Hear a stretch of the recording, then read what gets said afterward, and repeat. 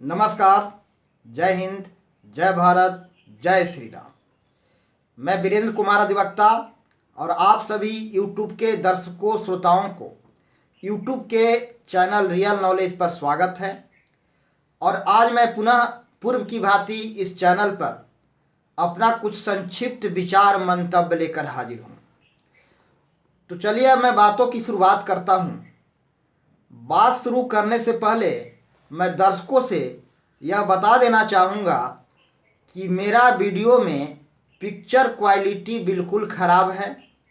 कारण यह कि मोबाइल का कैमरा ख़राब है और कैमरा ख़राब होने के कारण वीडियो में पिक्चर की क्वालिटी बिल्कुल घटिया है। तो आप दर्शकों से मेरा गुजारिश है कि आप पिक्चर पर ध्यान नहीं दीजिए, कंटेंट को सुनिए। कंटेंट को सुनना बहुत ज़रूरी है। आपको यह सुनकर आश्चर्य हो रहा होगा कि आप कैसी बातें कर रहे हैं। सारा दुनिया वीडियो देखता है पिक्चर देखने के लिए और आप कह रहे हैं पिक्चर पर ध्यान मत दीजिए। अरे भाई, पिक्चर बनावटी हो सकता है, उसमें बहुत कुछ मिलावट हो सकता है, और कंटेंट पर ध्यान दीजिए। मेरे वीडियो में किसी प्रकार का कोई बनावटी नहीं है, जैसा है एज इट इज वैसा ही रहता है। इसके साउंड में भी कोई मॉडिफिकेशन या कोई किसी प्रकार का साउंड को रूपांतरित नहीं किया गया है। जैसा साउंड है मेरा वैसा ही है। तो कंटेंट पर ध्यान दीजिए, कंटेंट को सुनिए, पिक्चर क्वालिटी पर ध्यान नहीं दीजिए। धीरे धीरे भविष्य में पिक्चर क्वालिटी भी बदलेगा। धैर्य रखिए, धैर्य रखने की जरूरत है। जीवन में धैर्य बहुत जरूरी है, पेशेंस बहुत जरूरी है। जीवन में सफल होने के लिए दो चीज जरूरी है, हार्ड मेहनत और पेशेंस। बिना पेशेंस के आप सफल नहीं हो सकते। आज के युवाओं में एक चीज देखने को मिलता है कि पेशेंस का अभाव होता है। वह बहुत जल्दी आसमान के बुलंदियों को छू लेना चाहते हैं, वे जल्दी से जल्दी सफल हो जाना चाहते हैं और शॉर्टकट तरीका ढूंढते रहते हैं। कौन सा ऐसा शॉर्टकट तरीका हो जो जल्दी से सफल हो जाए। इसी जीवन में अडानी इतना बड़ा प्रॉपर्टी होल्डर बन गया, अंबानी इसी जीवन में इतना बड़ा प्रॉपर्टी होल्डर बन गया, मुझे भी बनना है। शॉर्टकट तरीका ढूंढो। अरे भाई, बिल्कुल शॉर्टकट तरीका नहीं है किसी चीज के लिए, एकदम शॉर्टकट तरीका नहीं है। हार्ड कठोर परिश्रम और पेशेंस दो बहुत जरूरी है जीवन में आगे बढ़ने के लिए। पेशेंस, हाँ, लेकिन यह नहीं कि मैं तो पेशेंस रखा हूं और कुछ काम ही नहीं कर पाए और चुपचाप बैठे रहे कहे कि पेशेंस है मेरे पास, हम पेशेंस है। नहीं, ये पेशेंस का मतलब नहीं है। आपको अपना लक्ष्य निर्धारित करना है। चाहते लक्ष्य तभी बन जाता है जब उसके लिए पीरियड टाइम फिक्स होता है कि हमें इतने दिन में किसी भी सूरत में किसी भी कीमत चुका करके एक काम करना है, तो वे चाहते लक्ष्य का रूप ले लेता है। तो एक टाइम पीरियड जुड़ा होता है लक्ष्य के साथ, और लक्ष्य के साथ जुड़ा होता है एक्शन प्लान। ये दोनों जरूरी है, एक्शन प्लान और टाइम पीरियड, तभी लक्ष्य पूर्ति है, तभी लक्ष्य की प्राप्ति होती है, लक्ष्य प्राप्त होता है। अन्यथा चाहते सिर्फ चाहते रह जाता है और फिर हम यह कह सकते हैं कि हम तो पेशेंस के साथ हैं, अपने आप कुछ हो जाए, ऐसा नहीं होता है। अपने आप कुछ भी नहीं होता है। सिर्फ और सिर्फ अपने पुरुषार्थ पर विश्वास करना होता है, और पुरुषार्थ के अतिरिक्त न तो दुनिया से कहीं कोई मदद मिलने वाला है और न ही कोई गॉड परमात्मा से मदद मिलने वाला है। सिर्फ अपने पुरुषार्थ, सुबह से शाम तक अपना पुरुषार्थ पर ही ध्यान देना है। तो आज के युवाओं में दो चीज देखने को मिलता है ज्यादातर लोगों में, कि उनमें पेशेंस की कमी होती है। रातों रात सफल हो जाना चाहते हैं, बहुत चंद समय में सफल हो जाना चाहते हैं, और उसके लिए कोई ना कोई शॉर्टकट ढूंढते रहते हैं। कोई शॉर्टकट मिल जाता तो हम जल्दी से सफल हो जाते, दुनिया में नाम यश प्रसिद्धि पैसा शोहरत सब मिल जाता। हमेशा यह चीज ढूंढते रहते हैं, शॉर्टकट कहाँ है, शॉर्टकट के मेथड आ जाए, कोई नया मेथड मिल जाए जो शॉर्टकट हो। जी नहीं, शॉर्टकट के चक्कर में कभी कुछ नहीं मिलता। बिल्कुल शॉर्टकट पर ध्यान मत दीजिए। कठोर परिश्रम और पेशेंस दोनों साथ में लेकर के चलना होगा, तभी जीवन में सफल होंगे।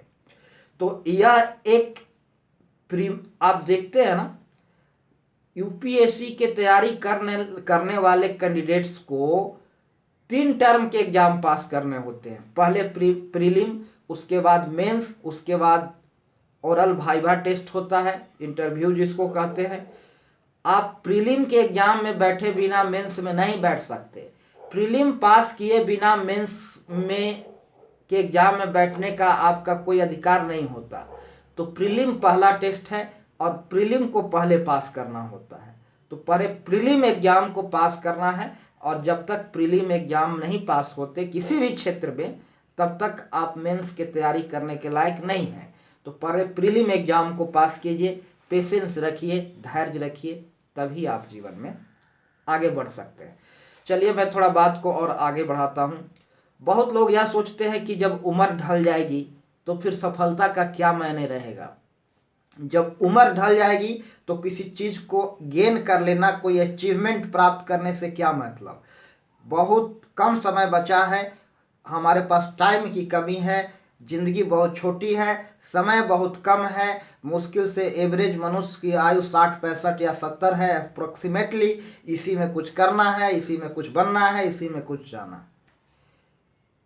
ये एक नेगेटिव लोग नेगेटिव धारणा को प्रचारित कर रहे हैं।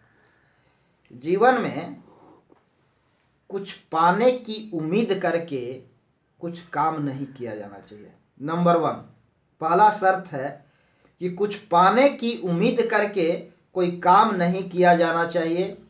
यदि आप कुछ पाने की उम्मीद करके कुछ काम कर रहे हैं तो ये गलत है। एट प्रेजेंट, तत्काल, तत्क्षण, हाथों हाथ मिलना चाहिए। कम या बेसी, कम या बेसी हाथों हाथ मिलना चाहिए। किसी भी कार्य का परिणाम हाथों हाथ मिलना चाहिए। किसी भी परिश्रम का पारिश्रमिक हाथों हाथ मिलना चाहिए। किसी भी सेवा का पारितोषिक हाथों हाथ मिलना चाहिए। हाथों हाथ, एट प्रेजेंट, इसी वक्त जिस समय काम कर रहे हैं। कम या बेसी, थोड़ा या बहुत, हाथों हाथ मिलना चाहिए। यदि आप श्रम कर रहे हैं तो श्रम, मान लीजिए 1-2 घंटा लेट करके मिले, बात अलग है, वो एक अलग मायने है। लेकिन श्रम के साथ बकाया नहीं, हाथों हाथ मिलना चाहिए। कमो या बेसी, कमो बेस, थोड़ा या बहुत, हाथों हाथ मिलना चाहिए। यदि हाथों हाथ नहीं मिल रहा है, तत्क्षण, तत्काल प्राप्त नहीं हो रहा है, तो वो काम को इसी वक्त, इसी क्षण, इसी समय, बिना समय बर्बाद किए तुरंत बंद कर देना चाहिए। तुरंत बंद कर देना चाहिए। यह बात पर, इस तरह की बातों को झूठा प्रचार प्रसार नहीं मिलना चाहिए कि आज परिश्रम करो, 50 साल बाद इसका फल मिलेगा। बिल्कुल गलत बात है, बिल्कुल 100% गलत बात है, पूरे 100% गलत बात है। ये झूठा प्रचार है। जिस काम का परिणाम हाथों हाथ नहीं मिल रहा, जिस परिश्रम का परिणाम हाथों हाथ नहीं मिल रहा, वह तत्क्षण, तत्काल, बिना सोचे, बिना 1 सेकेंड, 1 मिनट समय बर्बाद किए तुरंत बंद कर देना चाहिए। हाँ, परिणाम कमोबेश हो सकता है, थोड़ा या ज्यादा हो सकता है। बात को समझिए, बात को समझिए। परिणाम का यहाँ क्या तात्पर्य है, परिणाम से यहाँ क्या मतलब है, इसको मैं थोड़ा यहाँ संक्षिप्त में बता देना चाहूंगा।